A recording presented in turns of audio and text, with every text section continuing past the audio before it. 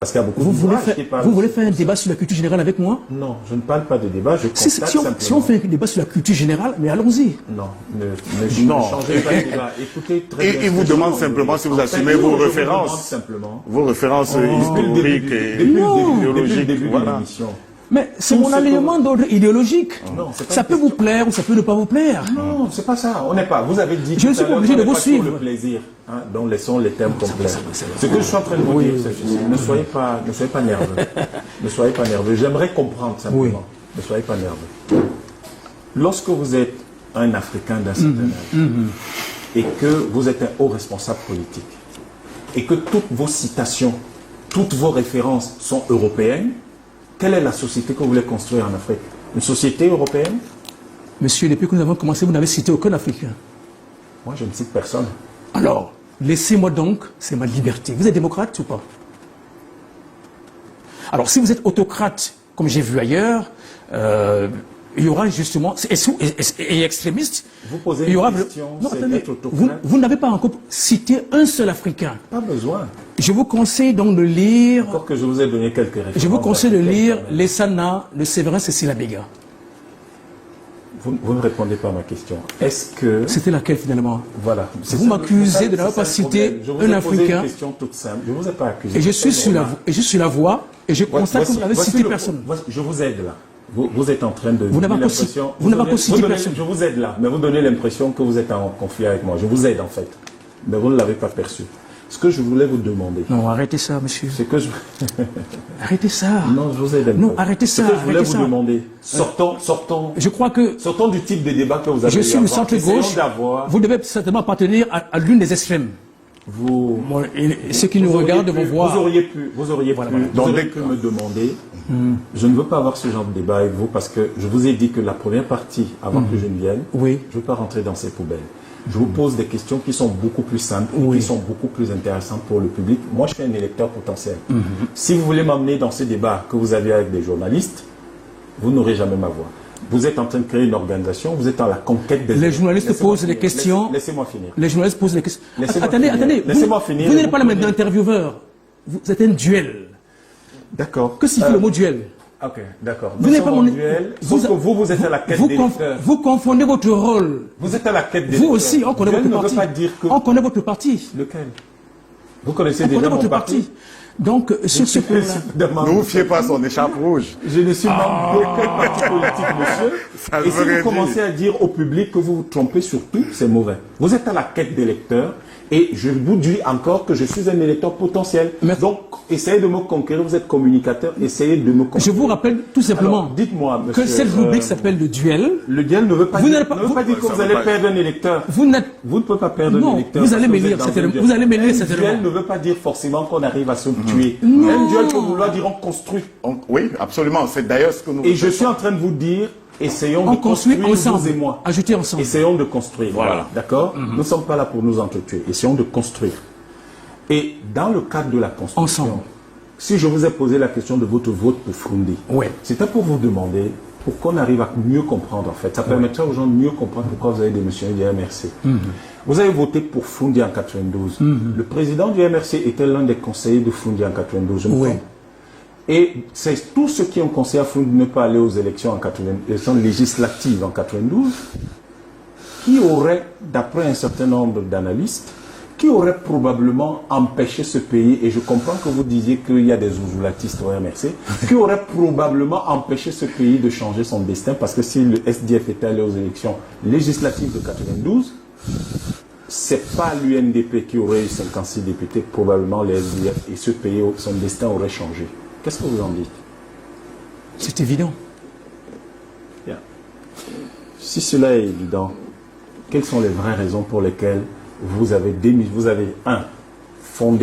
cofondé le MRC, célébré ses ambitions, promu ses valeurs, mais pas être allé au SDF qui était pour lequel vous avez voté en 92? Je ne comprends pas très bien. Oui, vous savez très bien que la même question m'a été posée par beaucoup de gens, parce que comme ils ont vu mon nom, il s'appelle Lipote, il est Bassam Poubati, il doit absolument être UPCiste.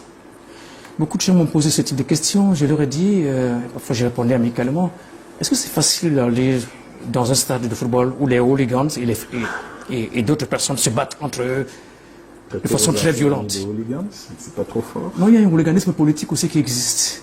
C'est pas exagéré. Non, c'est une description. Ça veut dire qu'il y a un extrémisme. Quand il n'y a pas d'extrémisme là, il y a un hooliganisme politique qui existe en termes de militants. Ils sont sur les réseaux sociaux. Hein. C'est du hooliganisme politique.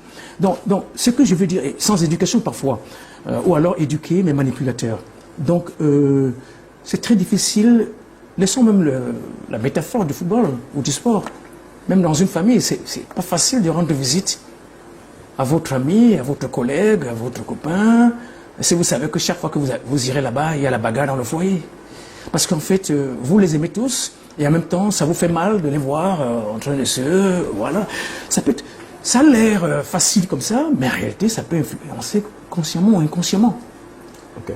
L'UPC incarne, l'UPC des Ruben Oumyobé. On n'en était pas arrivé. Je savais que vous veniez et que vous parleriez de l'UPC. Non, il parlait de l'USDF. Il a parlé du SDF, Sostène. Non, il m'a posé une question. Il dit, vous étiez fan du SDF, mais au moment de prendre la carte d'un parti. Électeur, c'est différent. Électeur de Fundi, c'est différent. Oui, mais au moment de prendre la carte d'un parti, vous avez pris celle du MRC. Vous avez fondé le MRC. Pourquoi donc être parti de cette affection pour le SDF? Mais c'est ce que j'explique. Vous avez parlé de l'UPC. Souffrez de m'écouter et de me comprendre. J'ai pris cet exemple tout simplement pour dire que quand vous voulez, même si vous souhaitiez aller quelque part et qu'il y a de la bagarre là-bas, vous vous arrêtez d'abord un instant pour observer. Et entre-temps, vous pouvez améliorer vos ambitions ou alors les changer. C'est tout simplement ça. Ou alors, vous-même d'ailleurs, prendre un certain type d'initiative. Quelle est votre ambition pour le Cameroun réellement? Je lui dis, un Cameroun prospère. Un Cameroun où tous les enfants de ce pays vivraient comme en toute fraternité, comme, excusez-moi de le dire, dans un camp de fonctionnaires, où les gens sont mélangés, ils viennent de tous les horizons, ou dans un lycée public, où les gens viennent de tous les horizons. Comment on construit une telle prospérité? Mais il faut à la fois des gens bien éduqués, je l'ai dit dès le départ. Pour moi, l'éducation, ça compte. Il faut aussi maintenant une très belle gouvernance. Il faut aussi des bons contre-pouvoirs. Au-delà des contre-pouvoirs, il faut que le peuple soit un peuple de travailleurs. Voyez-vous, l'Allemagne a perdu... Les Camerounais ne travaillent pas assez, à votre avis? C'est vous qui le dites. Non, vous voyez, vous avez dit attendez, je continue. Attendez, je continue. Non. Attendez. Peut-être que mon champ lexical n'est pas le vôtre. Et c'est tout à fait normal. Parce que peut-être d'un point de vue idéologique, vous savez, les éléments de langage, c'est aussi en fonction du... En fait... Mais la langue française a des règles. Ça n'a rien à voir avec l'idéologie. Si vous dites un peu plus, ça veut dire pas assez. C'est du français. Non. Laissons. Non, sur ce plan-là. C'est basique. Non, vous n'êtes pas à côté. C'est pas la même chose. Donc, comment on construit ce Cameroun, cette prospérité camerounaise? La prospérité camerounaise. Comment on la construit? Comment on la construit? Comment vous entendez la construire? Mais j'étais en train de vous décrire et puis vous m'avez coupé. Non, je ne vous ai pas coupé, je vous relance. Quand je parlais de peuple travailleur, on peut avoir des travailleurs, mais qui ne travaillent pas. Ou alors qui ne savent pas travailler ensemble. C'est pourquoi j'étais en train de prendre l'exemple d'un pays comme l'Allemagne qui a perdu 2 guerres mondiales à moins de 40 ans, mais qui chaque fois s'est relevé. Et qui est cité chaque fois un exemple par les pays voisins qui sont aussi des puissances mondiales. Et le modèle allemand est cité, que ce soit en matière de sécurité sociale, en matière d'armement, en matière d'économie. Les ingénieurs, vous voyez comment il y a des ingénieurs camerounais? Vous êtes vraiment camerounais? Les ingénieurs camerounais en Allemagne? Vous êtes vraiment camerounais? Les ingénieurs camerounais? Vous venez à la télévision, vous êtes camerounais. Les Allemands, avec toutes des atrocités qu'ils ont perpétrées au Cameroun, c'est ça l'exemple que vous prenez pour les Camerounais? Vous êtes hors sujet. Laissez-moi continuer à parler, s'il vous plaît. J'aime pas ça. Est-ce que vous comprenez de quoi nous parlons? Vous vous souvenez des atrocités des Allemands? C'est ça que vous prenez comme exemple pour les Camerounais? C'est-à-dire que les gens sont venus chez nous? Vous dites que c'est le modèle allemand. Vous n'avez pas compris, s'il vous plaît. La capacité à se relever. Non, c'est pas ça. Non, c'est pas ça. Si, c'est ça, monsieur. Sur le fond. Non, monsieur, arrêtez. Non, monsieur, arrêtez. Ça veut dire que c'est ça votre référence. Vous avez des problèmes en matière d'analyse du discours. Ah bon? Oui. La raison du discours, même lorsqu'il c'est spontané, cela est Vous avez le sentiment, que quand vous parlez aux Camerounais, vous devez leur dire, voilà le pays qui s'est relevé après chaque défaite, et donc ce pays-là qui se relève après chaque défaite, vous êtes en train de leur dire quoi? C'est ça le modèle. Or, vous oubliez la souffrance que ce pays a provoquée chez les Camerounais. Vous devez faire très attention. Vous êtes sur des éléments purement académiques alors qu'on est sur des questions politiques. La question politique, c'est, monsieur, quelle est l'histoire de ce pays? Archifaux. Et donc, quand on prend l'histoire de ce pays, ce n'est pas ce type de référence qu'on prend. Non, archifaux. Je vois que pendant qu'on y est, vous étiez en train de me dire vous êtes sans doute idéologiquement de l'espace. Laissez-moi finir. Vous étiez en train de me dire que vous voulez construire la prospérité du Cameroun. Vous êtes sans doute de l'espace. Et les éléments de prospérité que vous avancez. Tout le monde est extrémiste. Oui, pour lui. Les éléments de prospérité que vous m'avancez, je n'y entends rien d'économique. On a lu ses écrits, vous aussi. Comment vous allez construire la prospérité du Cameroun? Vous savez, le franc CFA. On connaît quand même la position du MRC dessus, pour eux c'est bon. Vous aussi? Mais je suis amusé par votre transition. C'est-à-dire que vous apportez une conclusion. C'est pas un compte, hein. Je vous pose une question sur l'histoire, sur l'économie du Cameroun. Je vous laisse parler pendant 5 minutes et puis maintenant je prends la parole. Je vais chronométrer. Vous parlez plus longtemps que moi. Vous ne vous en rendez même pas compte. C'est une apparence, s'il vous plaît. Donc je parle plus vite que vous. J'ai un débit plus rapide que vous. Donc je mets plus le mot à la minute que vous. C'est différent. Voilà, c'est donc normal que je Non. Le temps de parole, c'est pas le nombre de mots émis, c'est le temps, c'est la durée. Monsieur, vous allez construire la prospérité du Cameroun avec quelle monnaie? Mais je réponds à la question, non? Les Camerounais ont besoin de souveraineté. En commençant par la souveraineté monétaire. Pourquoi vous ne parliez pas de ça au MRC? C'est mon passé, le MRC. Tant mieux. Tant mieux. Je ne sais pas pourquoi est-ce que... Tant mieux. Donc, nous avons besoin de cela. Et je n'ai pas besoin de trop d'incantation ici. Parce que certaines choses en politique relèvent de stratégie. Okay. La stratégie ne s'étale pas dans les rigoles. Ou c'est pas dans les églises, ou en public, ou dans les stades de plaire à craquer qu'on vient parler de stratégie. On peut évoquer cela juste pour montrer qu'on a pensé. Mais en réalité, on ne l'étale jamais en public. Mais je vais vous dire une chose. Prenez le cas de M. Assimi Goïta au Mali. Il y a 2 ans, personne ne pensait que, quelque part, il serait sur cette voie. Il n'est pas encore arrivé à changer la monnaie. Mais il y a eu des grandes avancées en termes de faire à ce que les Maliens, le peuple malien, prenne son destin en main. Et petit à petit, qu'il se détache. Il y a des choses qu'on ne dévoile pas tout d'un coup. Et vous le savez très bien. Ce n'est pas la télévision, chaque jour. Mais je tiens à vous dire que cet instrument de souveraineté qu'est la monnaie, c'est nous qui devons l'avoir. Nous devons avoir notre propre monnaie. Mais comment? Quand et dans quelles circonstances? Wait and see. C'est tout ce que je peux vous dire à ce sujet-là. Le peuple doit attendre. Prochaine question? Non, je n'ai pas de questions à poser. Je vous ai dit, vous êtes un homme politique, j'essaie de comprendre votre discours et j'aimerais bien comprendre. Oui. Vous dites wait and see par rapport à la monnaie, vous dites la même chose. Là, on a un gros problème avec le carburant, etc., le prix du carburant. Oui. Qu'est-ce qu'il faut faire? Et avec tout ce qui concerne d'ailleurs le secteur minier, qu'est-ce qu'il faut faire? Si je vous le dis, vous penserez que c'est une fuite en avant. Non, j'allais vous dire, nous n'avons pas encore lancé cela. Et donc, peut-être vous voulez avoir de l'exclusivité d'expérience mondiale ici. Au-delà de mais c'est que je tiens à vous dire. Je ne vais pas revenir. Vous avez dit qu'il ne faut pas qu'on revienne sur votre passé. Oui, mais c'est que donc, pour qu'on construise, qu'est-ce que vous avez un nombre d'expérience, vous avez votre pensée propre. Qu'est-ce que vous en pensez? Qu'est-ce que vous nous dites, nous les électeurs potentiels? Un agent économique, chaque fois qu'il y a le prix qui augmente, pour un agent économique, autrement dit un consommateur, pour parler pour monsieur tout le monde, l'agent économique, ce n'est pas le mot économique ou ce qui est rationnel, cela. Ce qu'il veut, c'est que son pouvoir d'achat soit confortable. Et le carburant, les Camerounais le consomment désormais chaque jour, d'une façon ou d'une autre. Soit par les transports, soit à la maison, soit dans de façon domestique, soit à travers les biens ou les produits qu'ils consomment, parce qu'il faut du carburant pour transporter un produit de Douala à Yaoundé. Donc, tout cela, le carburant, un pays comme le Cameroun qui produit le pétrole, c'est choquant pour les Camerounais, le prix du carburant. Effectivement. Qu'est-ce qu'on fait alors? Oui, mais il y a des politiques publiques en matière, justement, de contrôle des prix. Ce serait suffisant? Mais les politiques, mais c'est à travers les politiques publiques que les gouvernants. Donc la politique publique, c'est quoi? C'est l'État en action. Quand vous êtes en train de gouverner au niveau local, même au niveau local d'ailleurs, comme au niveau régional ou national, votre rôle, bien entendu, c'est veiller à ce que vos concitoyens aient un pouvoir d'achat confortable. Il y a plein de mécanismes économiques qu'il faut utiliser pour, bien entendu, pour éviter à la fois l'inflation, pour régler des questions de stagnation, pour régler tous ces problèmes. Excusez-moi. Au Cameroun, on fait quoi pour ça? Au Cameroun? Là, pour régler le problème du carburant. Mais les Camerounais trouvent que le prix du carburant est élevé. Ça, c'est un fait. Maintenant, on fait comment pour régler ça? Pour régler cette question, c'est un problème. Quelle est la solution à ce problème?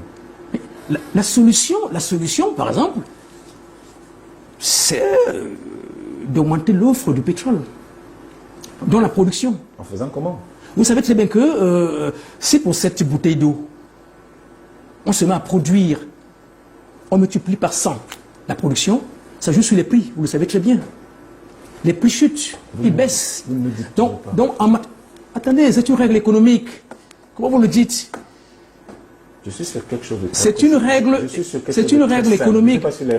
Même dans un village. Vous parlez à une économiste. Attention. Même dans un village, s'il vous plaît. Vous êtes en train de parler à une économiste, attention. Vous avez l'habitude de rappeler à tout le monde quel est votre domaine d'expertise. Vous parlez à une économiste. Je ne veux pas rentrer dans mon niveau en économie est modeste, c'est un niveau de licence. Justement, donc ne rentrons pas dans ces débats. Ce que je veux vous demander, je vous ai dit. Mais mon capital culturel, je vous aide. Ne prenez pas mal les choses, soyez pas nerveux, je vous aide. En fait, ce que je vise, c'est de nous dire, vous n'êtes plus du MRC, dites-nous, au lieu de, ils ne me reçoivent pas. Notre projet de société, notre projet de société, non, vous l'aurez, pas en tant qu'organisation, en tant qu'homme politique, vous nous dites quoi? Mais je viens de vous dire, on joue sur les prix, on baisse les prix. Alors donc pour qu'on résolve le problème du carburant ou du prix Cameroun, on joue sur les prix. Oui, sur la production. Non, c'est pas la même chose. Non, c'est pas la même chose. Bon, disons, on joue sur la production. Je comprends que c'est pas votre secteur. Attendez. Vous ne comprenez pas de quoi il faut parler. S'il vous plaît. J'aimerais qu'on construise.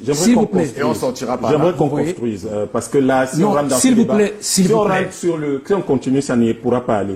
La question aujourd'hui, j'ai compris que vous ne pouvez pas régler ce problème. La question que je pense... Régler le problème de... Tous les problèmes. D'une plus grande production pour la baisse des prix? Pour le moment. Non. Quand vous dites une plus grande production, monsieur, ça veut dire que vous produisez déjà. Vous ne produisez c'est l'un des aspects. C'est l'un des aspects. Vous parlez français ou vous parlez bassa? C'est l'un des aspects. Vous parlez quoi? Quand vous dites plus, produire plus, ça veut dire produire déjà un peu au moins. Donc vous ne produisez rien au Cameroun. Vous ne produisez rien. Je dis ça au Cameroun. Vous ne produisez rien. Que produire plus, c'est vous ne le savez pas. Si vous dites plus, monsieur, ça veut dire qu'on a quand même une base, on a quelque chose et il faut plus. Oui. Pour le moment, donc davantage. Vous ne produisez même pas 1 litre de carburant au Cameroun. Pour le moment. Donc si vous dites plus, ça veut dire que vous ne savez pas comment ce secteur-là se porte. Donc la chose peut-être qui pourrait nous aider, on va pas dans ces débats, c'est banal, c'est des débats. On risque de vous bouffer là-dessus. On ne produit pas un seul litre de carburant au Cameroun à ce moment. S'il vous plaît. Ne rentrez pas là-dedans. Que doit faire l'opposition? À votre avis, 2025 arrive, on a 3 élections. 2025 arrive, qu'est-ce que vous nous proposez en tant qu'homme politique? Qu'est-ce que vous pensez que l'opposition, mais pour moi l'opposition ce n'est pas seulement les partis politiques, c'est-à-dire le peuple, etc. Puisque par exemple là on vient de parler d'un problème dont se plaint ce peuple-là. Qu'est-ce que vous pouvez nous proposer à nous les électeurs potentiels de faire pour soutenir les partis politiques qui pourraient se présenter en 2025 afin qu'on puisse changer le pays? Monsieur Tongué, je tiens à dire ici que les facteurs de production, ceci concerne aussi les matières premières. Nous produisons du brut, mais pas le carburant, on a bien compris. Alors, on a compris. Oui, mais attendez, pourquoi ça vous gêne que j'éclaircisse quelque chose que lui noircit? Laissez, je tiens à le dire, monsieur. C'est un homme noir, hein. Monsieur, si je noircis. J'ai fait l'université de Yaoundé, les sciences économiques pendant 3 ans. Oh, écoutez. Non, arrêtez. C'est comme les élèves des terminales, des profs de philo, ils connaissent la philo. Vous voulez vraiment que comment non, je crois que la nuance a été relevée. Non, on parlait de produire le brut. Je ne parle pas du pétrole, mais on parle du carburant. Mais je vous parle. On peut produire autant de pétrole que l'Arabie Saoudite si on ne produit pas de carburant. Ça ne change pas le problème du carburant. Non, je dis bien produit du pétrole. Non, vous ne parlez pas. Non, on a bien compris. Je crois que les téléspectateurs ont bien compris. Je ne parle pas du pétrole, je parle du carburant. La production, Produisez autant de pétrole que l'Arabie Saoudite. Si vous ne produisez pas le pétrole, le problème actuel du carburant au Cameroun ne change pas. Est-ce que vous savez justement qu'il y a des pays qui ne produisent même pas du pétrole ou du gaz, mais qui ont des raffineries, mais qui ont des raffineries, mais qui ont des raffineries? Je parle du Cameroun. Et qui ont des raffineries? Vous êtes un homme politique. Vous cherchez le suffrage du Cameroun. Est-ce que vous le savez? Vous cherchez le suffrage du monde. Non, vous n'êtes pas le Cameroun. Vous n'êtes pas le Cameroun. Moi, je parle du Cameroun. On est en duel. On est en duel. C'est vous et moi. Vous avez la bagarre. Non, on est en duel. Non, mais je crois qu'on peut sortir. C'est ça qu'on fait. On peut de répondre. Nous sommes ici, s'il vous plaît. Faites des propositions. C'est ça que vous faites à votre extrême droite, extrême gauche. Vous êtes un homme politique. Non, arrêtez cela. Arrêtez cela. Laissez les duels. Je vous ai dit, monsieur, prenez votre mal en patience.